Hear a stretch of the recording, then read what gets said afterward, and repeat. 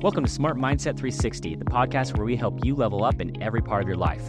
I'm Kyle Kohler, your host, and each episode is packed with tips on goal setting, business, health, and finance. We dive deep into the strategies that drive success and give you the tools to make real progress. Everything we discuss is about getting ahead, taking steps every day to push forward. If you're ready to push yourself, grow, and achieve your goals, you're in the right place. Let's shift your mindset and start making things happen. Welcome to another episode of Smart Mindset 360. We got Chase on again. Excited to have you, man. Today we're going to talk about abundance versus scarcity mentality. So I think that's a big thing in not only the business world, but just in general. So, dude, we got to have you on as a regular. So yeah, would love that. We're rotating you in. You're great on the camera. And you just got a lot of great ideas and commentary, and you should probably eventually just run the show here, to be honest. I don't know about that. Yeah, well, thanks for having me, dude. Really appreciate it. It's always fun to come on and get a little, podcasting in. Yeah, I mean, this theme today is the scarcity versus abundance mentality. I think that's been something for me that's changed my career. And there's pros and cons to that. And you got to understand what you're up against, because I have been burned on both occasions. I really have. Scarcity mentality has hurt me. Abundance mentality hurt me because I was playing checkers and not chess.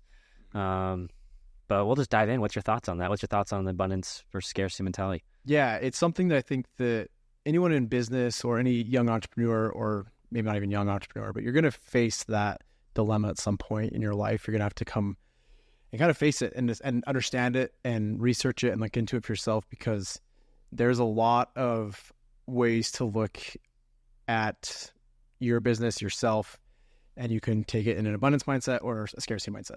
And I think right now, for real estate in general, with all of this commission talk and the NAR ruling, which we talked about last time, that is a perfect thing we can talk about. And how, even in your world too, like the mortgages and the real estate world being down, how do you face that? How do you combat that? And it's all about your mindset. One thing we were just speaking about before we started was like the 6% commission, right? Mm-hmm. So many agents are so married to 6%. And I think that while it sounds like an abundance thing, right? Mm-hmm. It's actually a scarcity mindset. Yeah. Because you will not work for less than 6%. Dude, I'll take 5% all day. I'll take 4% all day. I just want to close deals and I want to help people. Yeah. That's all I care about. Mm-hmm. And to me, that's more of an abundance mindset, because I'm putting others above me and I just care about adding value. Yeah. If you're just going to sit here and do 3, 4, 5, 6 deals a year, or even 10 deals a year at 6%, I'll do 25 at 4%, 2%. I don't even care. Sometimes I don't get paid. It's happened to all of us, right? Yeah. I don't even get paid. But I just want to do deals. I just want to help people. I love that. And you see it, especially on my side, when times get tough, that's the first thing they're going to look at. How can I make more commission? What can I do to get more about me to make my life easier? So I don't want to get out of my comfort zone and maybe have to scale more. I don't want to have to make more calls. I don't want to have to work harder. What can I keep doing right now and make more money? That's the first thought on a lot of people's minds, and they don't even think. And it's wild because I see that so much with that scarcity mentality right there. They never scale. They're the same production they were 5 years ago, or even less. And they can do it. They can say, I've been doing this for 20 years. And then you look at their numbers and you're like, you've averaged 1 or 2 transactions. This is loan officers, by the way. Real estate agents, that's killer. Good job. But loan officers, 1 transaction a month, you can push yourself harder. You can do more. You really can. And so I see that. And I when I see other people that don't think about just even commission in general, they just want to help people, get more people, through on their business, and they just have this vision to help and they want to grow. Those people end up doing way more transactions, and then they do make more money and they're more successful. So I like that on the, obviously with what's relevant today, boots on the ground commission front. But for you, do you have any, stories about kind of what you're seeing the abundance mentality has helped you in your business, in your company's business, or just anything in general? Sure.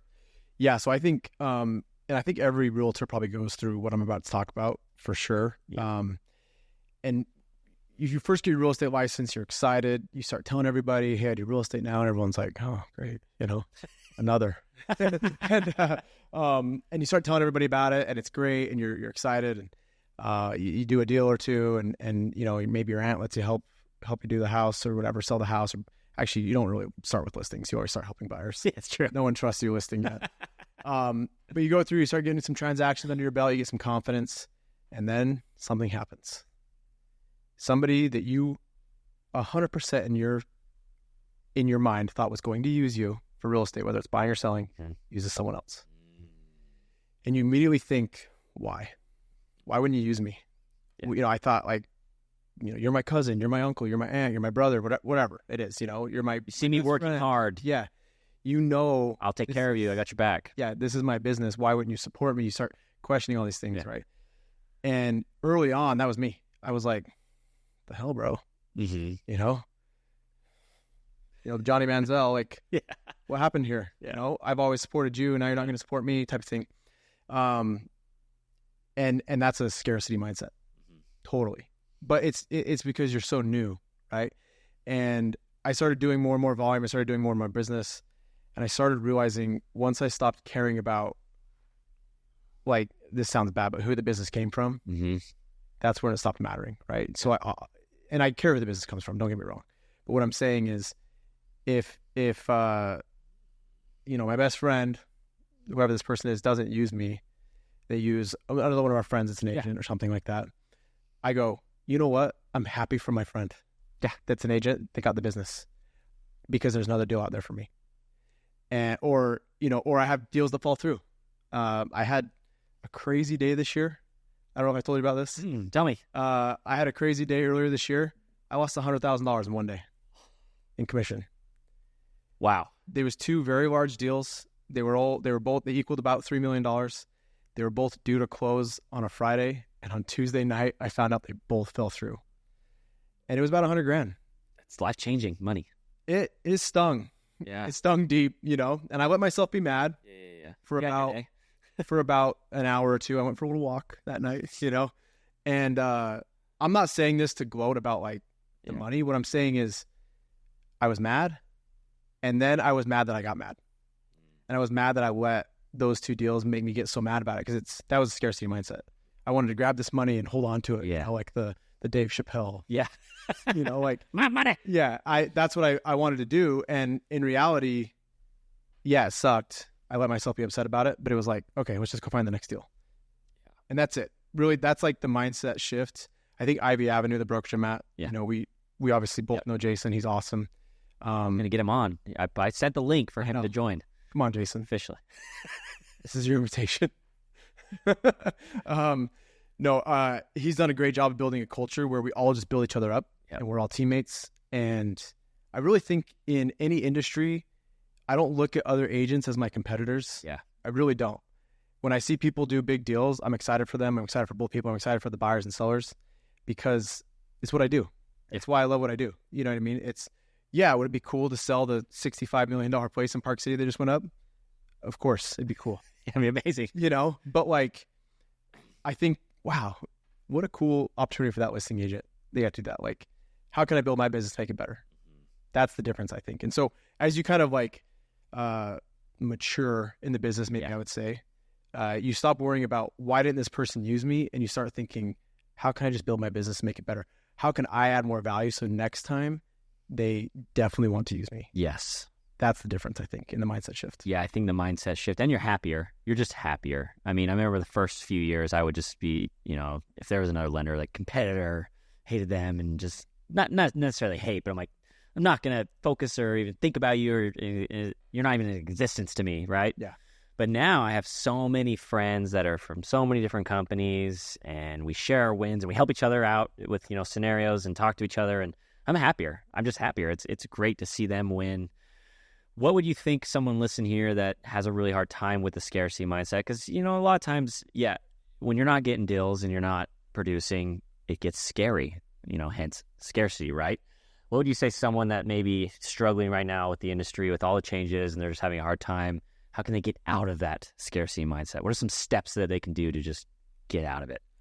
Sure. Loaded question. Yeah, a lot of different ways to answer it. For me personally, I think it's really kind of how I address, like, anytime I'm down in the dumps, like, about anything.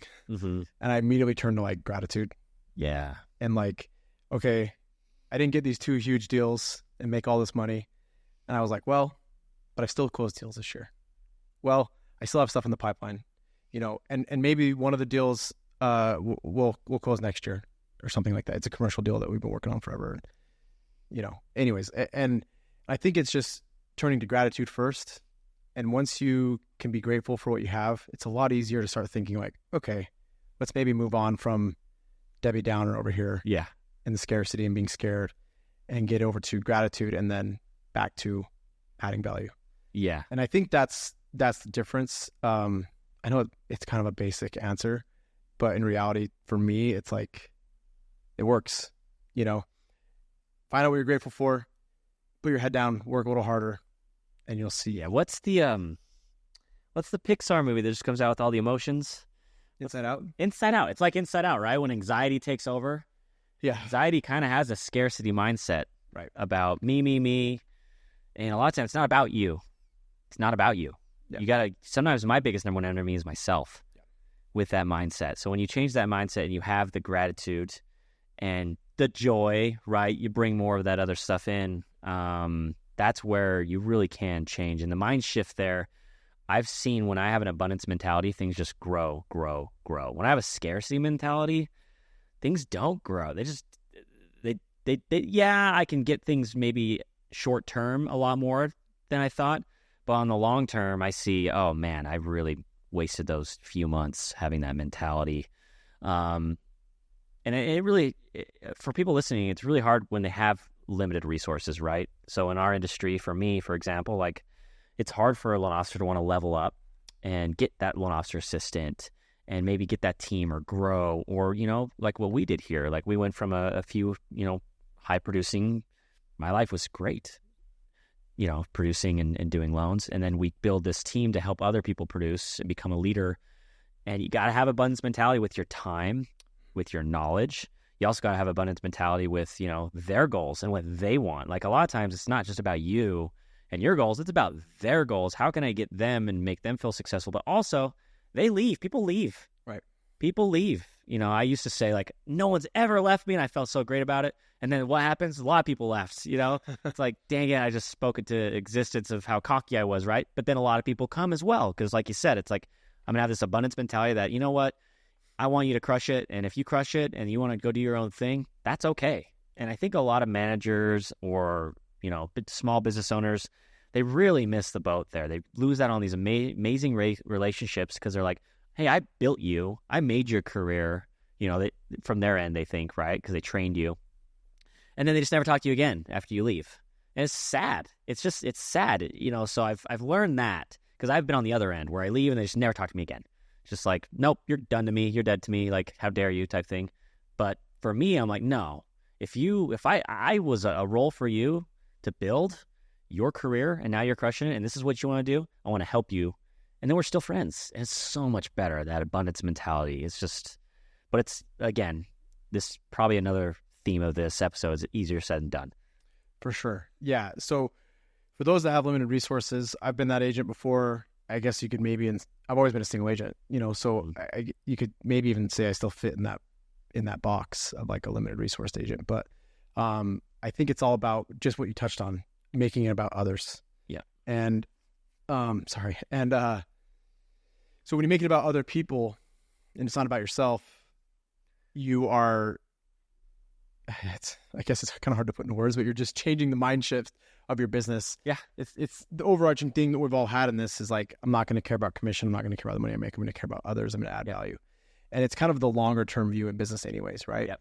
And to touch on what you said as a leader, true leadership is showing people the way, training them, and then not controlling them. Yes. That's a big one too. And I think you can say that in like almost every relationship you're involved in, whether it's your kids, your spouse, whatever it is, right? Like it's not about control. It's about letting people do their thing. And if you're involved in that, your success becomes their success. I think the biggest thing I've learned is don't let perfect get in the way of good. Because I was a perfectionist on things and I would get that in a way of people that, that to help me scale did a good job. But then my perfectionism comes in and then, the controlling comes in. And I think that piece right there is a really good point you have because,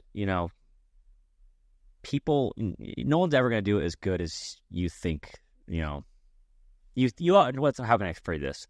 You always think you can do better than the other person that's either replacing you in a specific job you used to do. That's just how naturally people are. And so when I finally got to that point where it's like, hey, look, they're doing a good job. Like I need, if I want them to get to perfect, like that's on me. I got to be a better trainer. I got to do a better job of communicating. And that's one thing I suck at.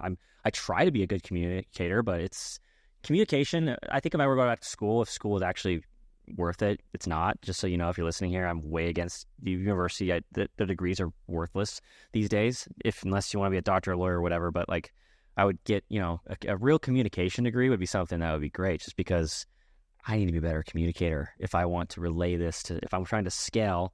And another abundance mentality, like you said, is not controlling. Let them grow and build and, improve, but don't be a micromanager. And it's hard. It's so much easier said than done. Yeah. I think the principle is the same for yourself. Sometimes you have to let go of, whether it's like bad habits in your business or caring that so-and-so used someone else and not you. Like it's about letting go and changing your mind shift and thinking, let's always think 5, 10, 15 months down the road. Yes.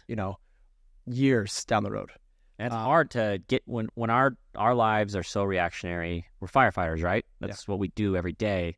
So sometimes it's really nice to take a step back, look, see where we're at, and evaluate it. And then, like I say, play chess, not checkers, because I get stuck playing checkers way too much. I'm a brilliant checkers player.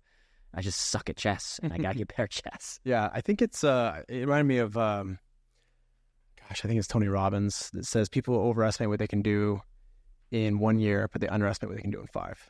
Yep. And I always try to remember that and I think an abundance mentality is kind of within that quote is, maybe I can't change my business today. Maybe I can't change my business in the next 12 months, but I can change myself and my life in the next 2 years, 3 years, 4 years, 5 years. And one thing, getting back to gratitude for a second, I always try and remember, like I think of where I'm at now, and I go back and I think 5 years back, and I would kill to be where I'm at now. Yeah, that's a good point. I would kill, and I'm not, I'm not satisfied. And I think that's part of the journey, right? Is never really being satisfied, but also learning to enjoy the ride a little bit. Yes, and that ties in a little bit with your perfectionism and things like that. And that's kind of that's a lifelong lesson. That's not something you're going to learn in a month or something. But I just think always try and have a little bit more self-awareness on your situation. Don't be afraid to look back. Don't be afraid to look forward. Yeah. But stay in the now, Big one. Yeah. Yeah. And then, you can get deep. You can talk about it with your kids and all that stuff, But I think for the scarcity mindset, abundance mindset, it's just all about letting go of the things you can't control. Just control what you can and just care about others. If I wanted to sum it up and make it super, super simple, care about others and let go of what you can't control. I think they said there's like a statistic. I'm going to butcher this, but it was a high amount, let's just say. They said a high amount of the things you worry about don't even happen. Yeah. It don't even happen, the things that you worry about. I think it was like a 90%, I think he said, but I'm not quite sure. Maybe it was 80%, whatever, but it was very high. I mean, and it's going on a cruise in 2 weeks. Pretty sure I'm going to fall off the boat. You're getting lost. Somebody sent me a TikTok of what would happen if you actually fell off a cruise ship. Oh my gosh. It's in my brain now. And it's, I got the balcony one this time. Now I'm going to fall off the balcony.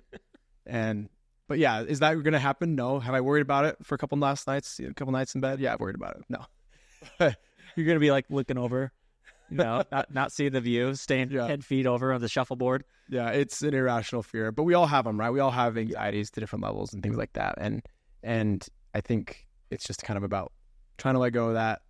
One way to do it is to get into gratitude and just be grateful for things you have. With what do you do on the daily? Like, what daily habits do you create to have this abundance mentality and this mindset, whether it be affirmations, just habits in general?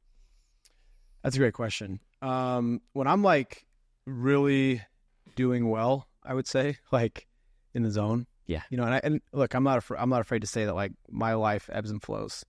We added a third kid last year, threw us into a tornado for a long time. All of your routines get messed up, and tell us about that. He was in the NICU for a while, and it was just everything changes. I think adding a baby just changed everything. But he came early. There's all these different things that happen, And I remember saying to my wife, he was in the NICU for 30 days at primaries, and we got back, and I just remember being like, I just want to get back to the way things were. And she's like, they're not ever going to be the way things were. And I kind of had to like swallow that and be like, she's right. Things are different now, and that's okay. So you have to adapt, right? So he's a year old. He just turned 1, and I'm still figuring out like my new routine to a certain degree. But what I will say is like when I felt like when I'm doing really good, I do have a routine, first of all. And I think that's important. And I don't care what yours is. I don't care if you get up at 9 a.m. or 5 a.m. or 1 p.m. I don't care. I really don't. Yeah. I think you just got to do what works for you. But I think having some type of routine that you every day can like build on the previous day with good habits. So for me, it's like reaching out to people and making sure they know I'm there for them. Mm-hmm. That's like your SOI, contacting them. That's, I don't love doing this, but it does help, like journaling, gratitudes, things like that at night. And that's, I think what it is like planning your day out. At the end of the day, you look back and you go, okay, how did I do today? What could I do better on? And it's a grind to do that every day. It is. I think spending time on yourself so hard and doing like, for me, it's like some type of physical exercise, working out that helps my mental health tremendously. Yeah. And then spending time on yourself and your business, like reading some type of book, find ways to improve. Yeah, I've done coaching. I've done all these different things. However you do that, don't be afraid to spend time on yourself. But whatever these little things you do, just find time for them every single day. And whether it's 10 minutes, 5 minutes, 30 minutes, whatever it is, plan it out. Because everyone's days and lives are different, School started back up a couple months ago. That changes everything again, Whatever it is, I think that routine, though, is perfect because, like you said, you're never going to have this perfect day, but you want to stack good days. Yes. You want to stack, 70 and 80% days, maybe even 40% days, because they're all better than 0% days. Yep. And if you can get into these little teeny habits, read the Atomic Habits book. It's great. Things like that. Great book. That's over time. Once again, like letting go in the now and looking over time, you're going to end up in a better place. Yeah, I love that you said that. What I've been trying to do is I've been doing the tally mark on the whiteboard game for everything now. I'm like kind of obsessed because it's immediately I feel good right when I do it. And I'm annoyed when there's nothing. Yeah, immediate gratification there, right? Endorphins are just. So what I do when I work out in the morning is I have I did this it's called the 18 set challenge, and the goal is to hit 18 sets of each body part throughout the entire week. So it doesn't matter really the rep. Maybe one day I'm doing 3 sets of 6 reps or whatever. Maybe I'm doing 15, but the goal is to get every single tally mark for 18. Now the easiest I found is three sets a day for each workout. Right. So I start from either the calves all the way up or neck down, right? Yeah. But I found that if I don't meet that, it frustrates me as far as I know I can do it. It's simple. I can do 3 sets of chest. Come on, I can do that. And every day I get to do a check mark if I did all of them. So I have my 6 check marks and then I have my big check mark at the end of the week. And so I love the check mark because it feels so good and I want to reach that, and I get annoyed if I don't reach that. And if one day I didn't do a good job, like this morning I didn't get a workout. So tomorrow I know I'm going to have to do 6. It's going to be a tough workout, but I want to get that check mark at the end of the week. I really do. So I changed that not just to working out, but also 15 contacts a day. So every contact I reach out, and it doesn't have to be contacts. It could be family, anybody. It's just I'm getting myself out there. Right. If I'm stuck in some box, I'm getting out of the box, talking to people. And, I get my tally mark. I got to get my 15 checks. And then I have a mental check at this first of the day. This isn't a tally mark, it's just a check mark. It's like, today I'm going to have a really good attitude about life. I'm going to be really good to my kids. And I'm going to have this energy that is better no matter how I'm feeling. Maybe I'm feeling kind of crappy, stressed. I want to get that check mark. So I promise myself a check mark in the morning that I'm going to do that. And at the end of the day, I have the circle on my whiteboard. Did I do this? And I'm now 2 weeks in, and I've done it every day because I want that check mark. Yeah. So I think I have a mishap where I'm frustrated about something, and I'm like, I want that check mark. I want that. And so it's just simple. And then working out, I liked it where it doesn't really matter what the workout is. Yeah. Maybe it's flies, maybe it's push-ups. I just want that tally mark. So the fact that I don't have to think about it, so it's simple, it's attainable, Because before I was like, I'm going to do 45 contacts a day of people I'm going to talk to. You know how wild that goal was? Yeah. You know how many people the most I've probably ever talked to in a day? And that's crazy. I'm talking like proactive reach, probably 25. Yeah. Like I'm talking actual outreach, not just like cold calling, because people can get on the dialer and that's great. I get that. Cold calling jobs. Yeah. But this is more of like a really calculated proactive outreach. But I've noticed if you keep it simple and attainable, you really can repeat that, and that's something that I think people can focus on for just mindset. How can I change my mindset? And that's just what I've been doing. And so far, so good. We'll see how it happens, but it's been fun to do. Yeah, I think I don't know if it's like Jordan B. Peterson or whatever, like 12. I love his stuff. I could listen to him for hours. Like, the make your bed. Yeah. Or there's a famous like graduation speech. I don't know who did it, but it's all about just, I think that thing is like, get some wins, right? And it's just, it doesn't matter how small they are. And that's maybe somebody that's struggling right now. Yeah. Find a way to get some wins. And it might be that day, make your bed. It might be, yeah. It might be talk to one person. That's all it is. Walk that 1 mile. Yeah. You did that. And that's something that I'm not afraid to say we've all been to that point in our lives where we're like, I just need a sheet of that Jameis Winston W. Yeah. I need to eat the W today. I like it. That's going to be the thumbname for this podcast. I love it. Yes. Yes. You just have it. It's perfect. No, but you know what I mean? I like that. Sometimes you just need to get a win, and it's got to be small. It doesn't matter, but and then you can build upon it. Yeah, for sure. And then, last question I have for you is, what's your thoughts on, and I think this is important though, but mentors for this specific thing. Have you had a mentor in your life that's helped you with your just mentality? Or anything really? Yeah, I would say multiple. I think, so I did Tom Ferry coaching for a while, and I had multiple coaches through that ecosystem, and that's a big part of it. And the reason I did Tom Ferry coaching was just to invest in myself. It was really when I started taking my real estate business seriously, and I just went to this big mindset shift of like, I'm going to do this for real, not like on the side type thing. And so multiple coaches there. Jason Knight, he's always been my mentor. He's a good buddy of ours, and he's like technically family for me. I don't know. Technically, he's married to my cousin, so it's like, is he my cousin? I think. I don't. Yeah, you're all cousins. And but yeah, I think looking at Jason, just to talk about him for a second, he has always done an amazing job of like being a very successful agent. Yep. That doesn't gloat about it. Nope. No one really, like, he walks the walk more than he talks the talk.